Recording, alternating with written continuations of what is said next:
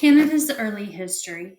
The history of Canada is unique, but has much in common with the history of the United States. Both countries were originally settled by native peoples, who were followed by European and other immigrants.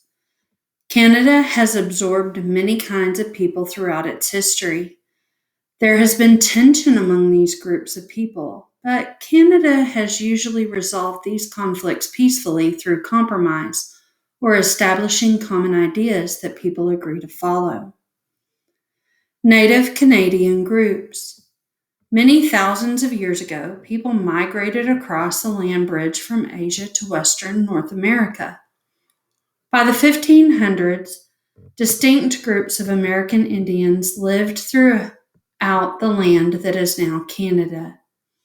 Each group has its own culture shaped by the geography and natural resources available to it.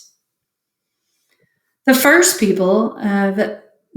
nations of the Pacific coast carved wooden totem poles. Each totem pole had a different design. Native groups who lived south of the Arctic region in Canada are known as the First Nations. They shared similar lifestyles using the available resources to build houses and make clothing, although groups developed distinct political systems, economies, and religious beliefs. The Algonquins were skilled hunters who lived in present-day Quebec. Their birch bark canoes and dog sleds helped them hunt large areas. The Iroquois lived in what is now southern Canada in large farming villages. They grew corn in the milder climate, trading it for Algonquin forest products. To the west, plains dwellers structured their lives around hunting buffalo. Farther west, the mild climate and resources of the Pacific coast, including salmon, whales, and forest, maintained populations such as the Yale and the Yakuchi people. The Inuit people lived and continued to live in the Arctic region of the far north and are not called First Nations in Canada. Inuits migrated year-round in search of animals to hunt in their harsh climate. This modern-day Inuit couple is dressed in traditional fur clothing made for a cold environment. They are standing in front of a tent made of caribou hide.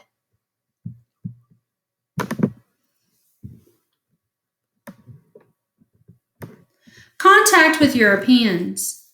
Europeans first arrived off the coast of eastern Canada in the late 1400s, seeking a route from Europe to Asia called the Northwest Passage. Although they did not find this route, they did find fish and animal furs. European fishermen stayed along the coast, drying their catches and returning each year to Europe.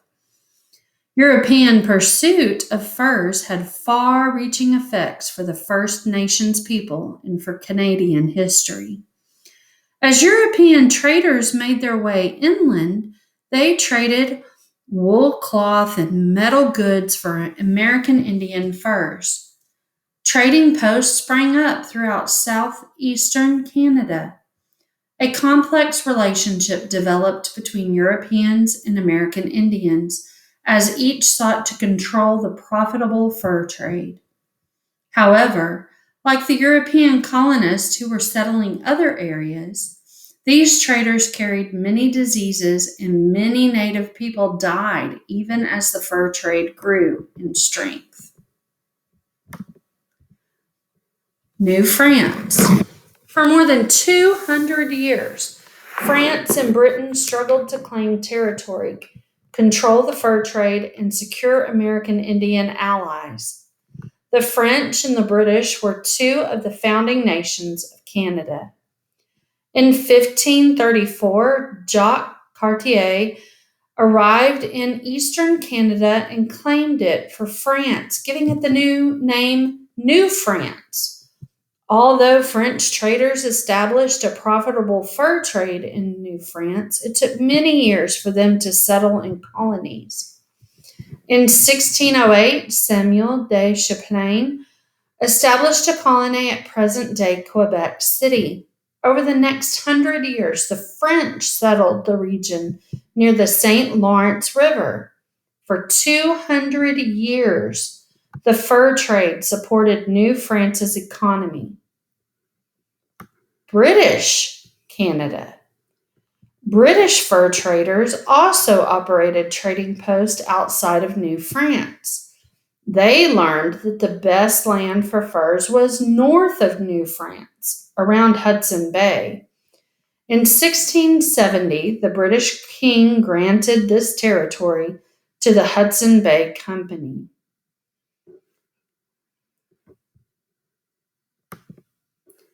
As the French and British settled their territories, conflicts grew. Each wanted to dominate the fur trade. Each had native peoples as allies, who increasingly fought each other for influence with the Europeans. These struggles were most intense during the 7 Years' War, fought from 1756 to 1763. This war is usually called the French and Indian War in the United States. It began in Europe and spread to America. The British won the war, and Canada became part of the British Empire. Still, French Canada remained distinct in language, culture, and religion.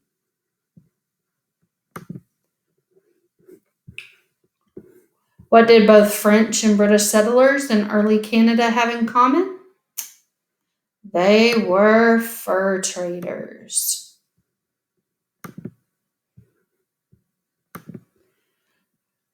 Text 2. Canada grows.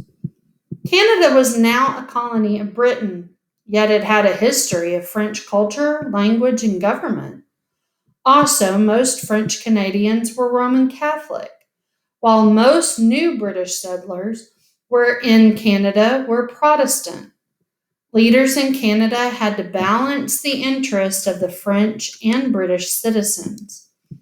This diversity presented Canadians with challenges as the colony became a country. The Quebec Act. When Britain took control of Canada, it wanted the colony to be British. Yet, to avoid rebellion, it knew it had to recognize the rights of French Canadians. With the Quebec Act of 1775, Britain allowed religious freedom and kept existing French laws. It allowed Catholic clergy to have the same rights as they had when Quebec belonged to France. The act also extended Quebec's boundaries.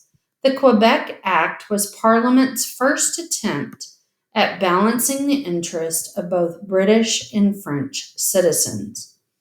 Parliament is like their government, like our Congress or our Senate. It is hereby declared that His Majesty's subjects professing the religion of the Church of Rome, Catholicism, of and in the said province of Quebec, may enjoy the free exercise of the religion of the Church of Rome, and that the clergy of the said church may enjoy their accustomed dues and rights. The Quebec Act of 1775. American colonists saw this territory as theirs and strongly opposed the Quebec Act. A Canadian identity develops. The Quebec Act helped drive a wedge between Canada and the other British colonies in America. After the United States won independence from Britain in 1783, Americans who had remained loyal to Britain or loyalists poured into Canada. To avoid conflict between the French and the new British citizens, Britain divided the colony into Upper and Lower Canada in 1791. Both colonies would remain under British rule, but Lower Canada would retain French customs, language, and religion. During this time, the United States felt Britain should withdraw from areas bordering the United States and Canada, such as the area that is now northern Maine. In 1812, the United States declared war on Britain and quickly invaded Canada. Nearly 3 years later, neither Britain nor the United States won. Americans saw the war as a great victory. Canadians viewed the victory as theirs. The conflict united Canadians against a common enemy, the United States. While Canadians felt some unity as a result of the War of 1812, hard times fell on the Canadian people. Food shortages and disease plagued Lower Canada. Groups formed to oppose British rule and several rebellions broke out. As a result, the British granted some control to the Canadian people. In 1840, Act of Union reunited Upper and Lower Canada into one province or a territory that is under the control of a larger country. Britain still maintained control over all of Canada. In addition to creating a single province, the Act of Union established a system of elected leaders.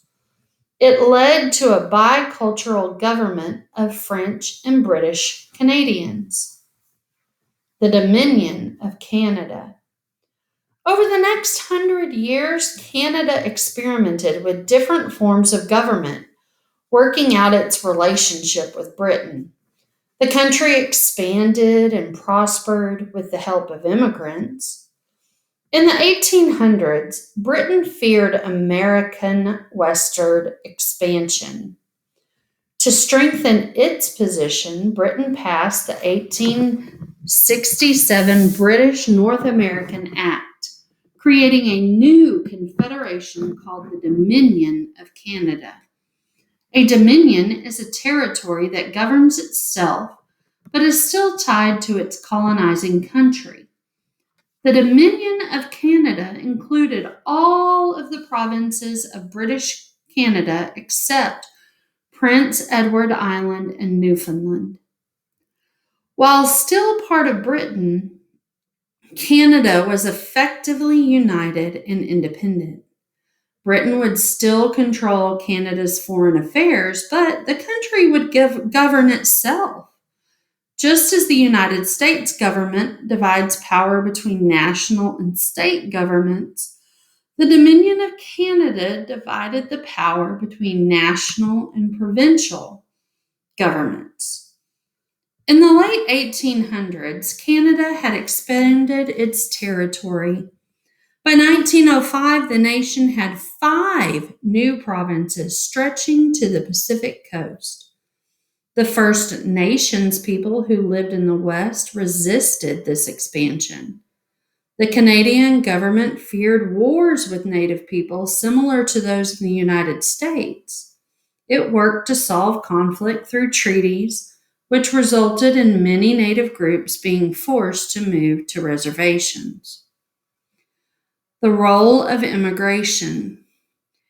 In the early 1900s, Canada's economy grew by leaps and bounds. New technology and better agricultural methods increased exports of Canada's main crop, wheat. The growing economy was also fueled by a growth in population, especially from immigrants, who created a strong labor force. In the early 1900s, the Canadian government encouraged immigration to Canada, especially of farmers. From 1901 to 1911, Canada's population grew by about 34%. In 1901, immigrants made up 12% of the population. By 1911, they made up 22% of the population. Most of these immigrants were British, American, or Jews from Russia. Immigration continued steadily throughout the 1900s, adding to Canada's diversity. Canada in the 1900s. In the years after the Dominion of Canada was created, Britain had less to do with governing the country.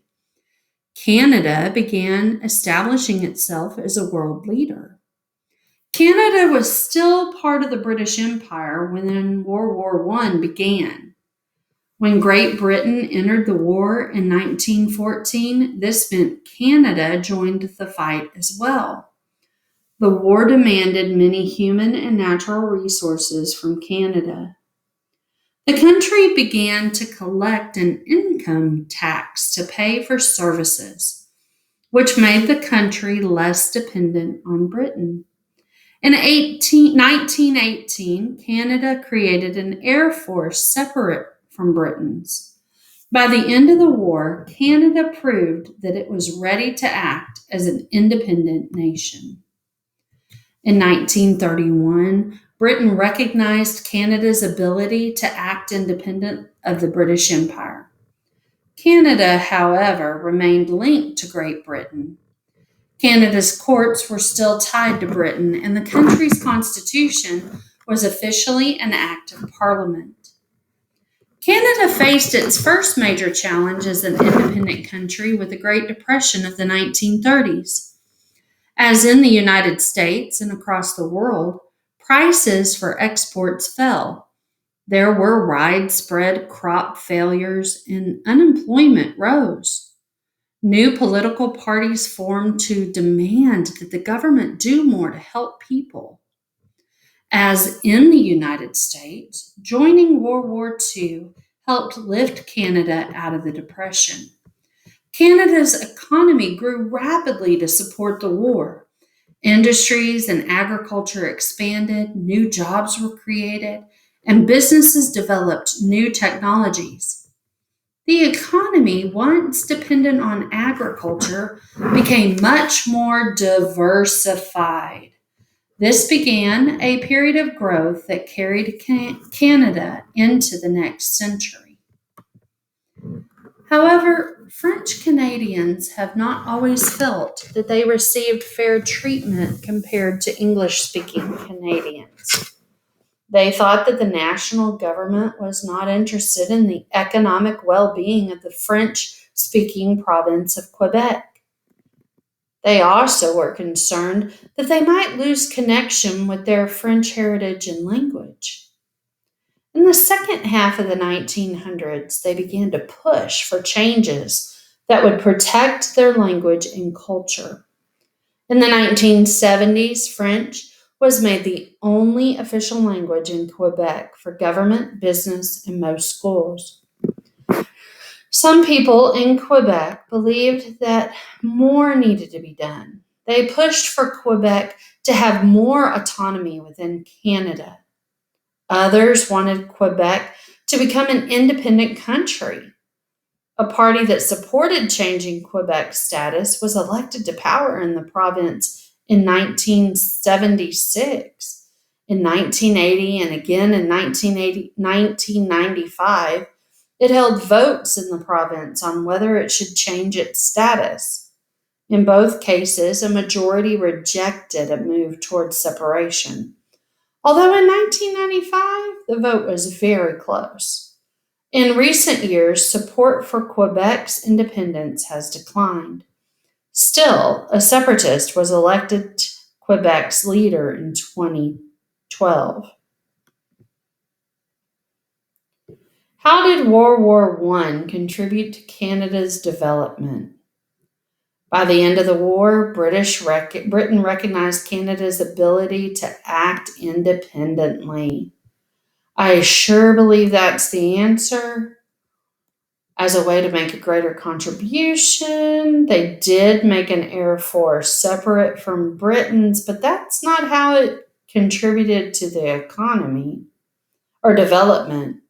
To raise money for the war effort, Canada began to collect an income tax. That's true too, but it didn't contribute to the development. Great Britain it was able to fight. Let's see if it happens to be this one. It is. All of them seem to have some basis in truth. Thank you for listening.